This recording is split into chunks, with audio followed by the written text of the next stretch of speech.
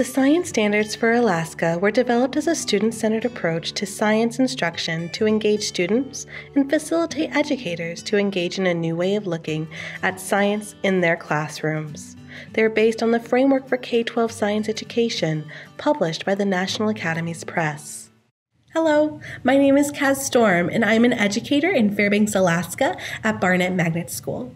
I teach a second grade loop. I'm currently in the second grade year with my students. I also normally teach science to first through third grade as part of my job here.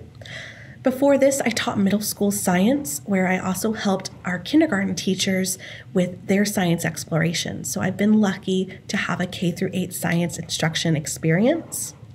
I want to let you know before we get started that this video is focused on how we use a single standard from the Science Standards for Alaska to build an entire lesson, or even a unit. Looking at the standard that this lesson is going to be based on, I can see in the objective at the very top that students need to focus more on their ability to plan and conduct investigations so that they can provide their own evidence that materials vibrate to generate sound. Before we get into the lesson itself, I want to talk about the difference between an experiment and an investigation. An experiment is rooted in the scientific method. It is very structured, and we want to respect each step. An experiment should have a variable we change, a controlled variable that stays the same, and should be repeated 3 times at least. You can count each student's active participation in the experiment as an iteration. An investigation, however, is a much more flexible cycle. It still has a lot of the same steps as an experiment, but students are able to go off the trailhead a little bit more on their own. We want to celebrate that, but also take note so that another person could experience our investigation in the same way and find out what we found out as well. Now let's come back into the standard. In the blue box at the bottom, it focuses on the science and engineering practice of planning and carrying out investigations. Keep in mind, students don't need to do this completely on their own. We can provide support. In this particular case, we want to work on providing evidence of our observations. So I know that I really want to focus on our note-taking skills today. In the orange box, it focuses on the main content knowledge that students are supposed to be requiring from this investigation. In the green cross-cutting concepts box, it focuses on the cause and effect theme. This is the theme going through the entire lesson. We want to use the language, if this, then that. If I do this, then this happens. If I tap it this way, then this happens. This way they're always connecting the things they're doing with a result. This is a clip from the National Park Service called Sounds of the Boreal Forest, and it's the phenomenon we use to spark our curiosity. We had just read the biography of Helen Keller, learned about Annie Sullivan, her teacher, and we were very curious about some of the things that we were able to experience that Helen Keller and the similar individuals are unable to experience. So we walked into this phenomenon knowing we would be focusing on sound. Students had a lot of questions after listening to the sounds of the boreal forest. They wanted to know about the different varieties of birds that we were hearing, where this was, were there insects that we were hearing. They had lots of questions about the living things. Eventually, we did boil down to a couple of questions about how sound travels. How was sound captured for this video? How would Helen Keller or someone who is also deaf be able to experience this? And so we had great questions prompted by this phenomenon.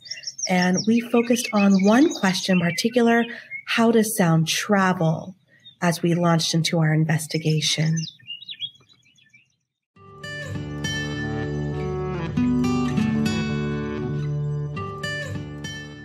What types of birds were there? Are we able to explain right away what kinds of birds there were? Cynthia? There could have been a woodpecker. How would I know if there was a woodpecker? What would I wasn't able to look, was I? No. What is the sense that I'm relying on here? Claire? You could, if you're really good at sensing bird sounds, then you could hear. I would have to be really good sensing bird sounds, and distinguishing is the word I want to use. That means to tell them apart, to distinguish, to tell them apart. If I can distinguish the sounds easily with my ears, I could tell which birds there are. Raise your hand if you know what different birds sound like. Oh, so now look around the class. There's actually not too many hands up. Give me a thumbs up if this is an investigation question, or if we can explain this question on our own with just what's in our head. Thumbs up if we can explain it with just what's in our head. Thumbs down if we need to acquire additional knowledge or test something out. Okay, I will highlight this question. What types of birds were there? How fast can sound travel? Does anyone feel they have an explanation for how fast sound can travel? Riley? Like 1 billion miles. Ooh, is that an estimate, or are you guessing exact amount? Actually, I was just guessing. So it was a guess. And what did you base your guess on? How fast it can go. Okay, so how fast do you think some things can go? So we know how fast some things can go. We've been in a car that's going 60 miles per hour. Does sound travel faster than that? Yes. Do we know for sure? Who has something concrete? Who has something that they can share for sure? This is how fast sound goes. Ashton. Around 1,223,198 miles per hour.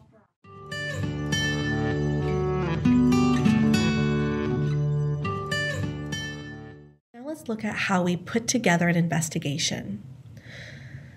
First thing I do is I figure out what I'm going to tell my students about the investigation and what they're going to help me build. Right away, I know that I have a collection of materials that I can draw on for this sound investigation. I'm going to tell them what materials they get. I gave my students this stick, this stick, this stick, and this measuring stick.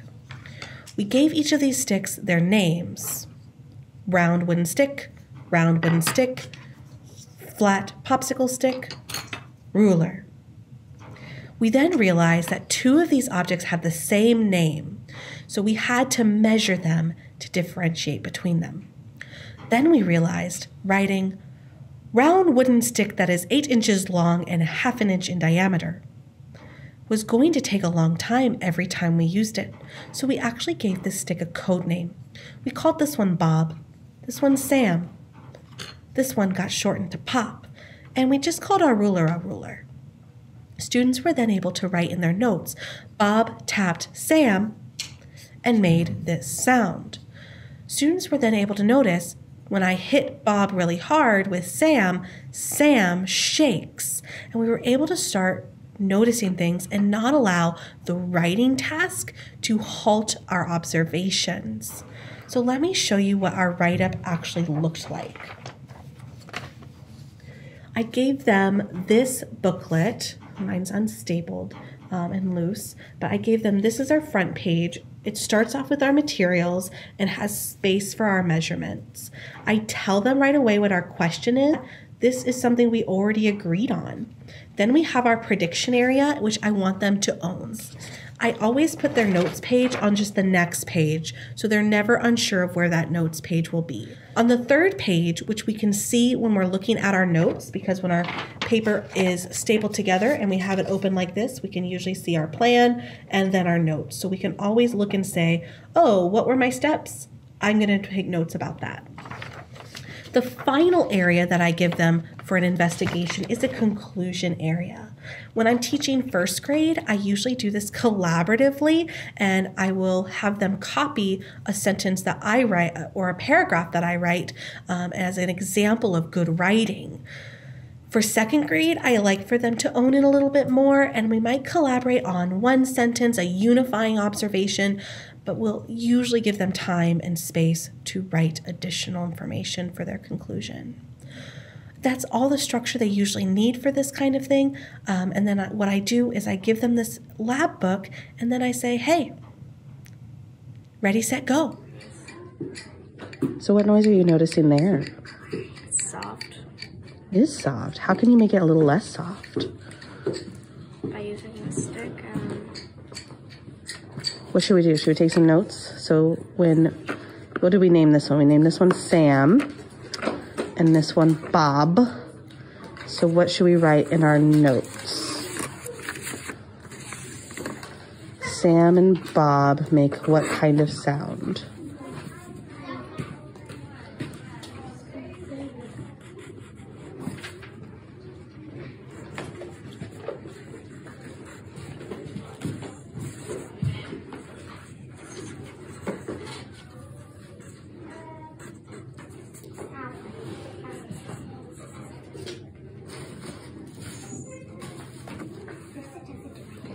It makes a soft noise.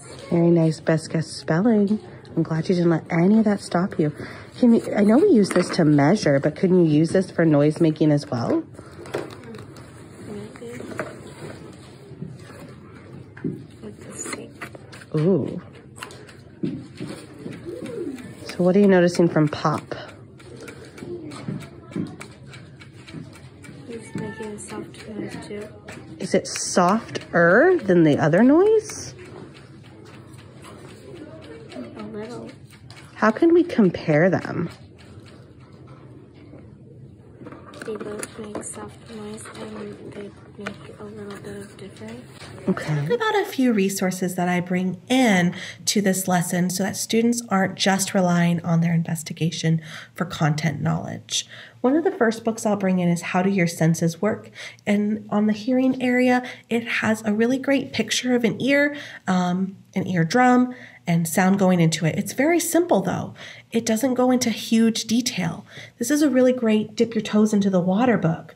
It also allows us to practice using a nonfiction text and going directly to the area we want and not necessarily reading it from cover to cover.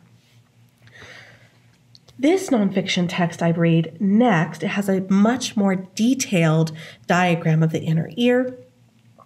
And it's also just a really great book to squeeze into a short amount of instructional time. The book that actually prompted our investigation and our curiosity was a biography about Helen Keller by Jane Sutcliffe, illustrated by Robert Papp. This book helped them connect with Helen Keller in such a glorious way that they were very motivated for their investigation. They wanted to know what was behind their ability to hear. The other resource I'll bring in is a Brain Pop video. I'll usually do the Brain Pop Junior sound video at the end of this lesson. I have them do a connecting C as they watch the video and keep track of how many times they gave a connecting C. That connecting C tells me they heard something in the video that they had learned on their own. Then, at the end of the video, we share what's something in the video that we didn't learn in our investigation. This helps us be more intentional listeners. Thank you so much for watching this video. For more information on the SSAs or other educational topics, check out this channel. You can also find more information for the Science Standards for Alaska, including planning guides, resources, and tools at the Department of Education and Early Development's webpage for the standards at https://education.alaska.gov/standards/science. We'll put the link down below as well.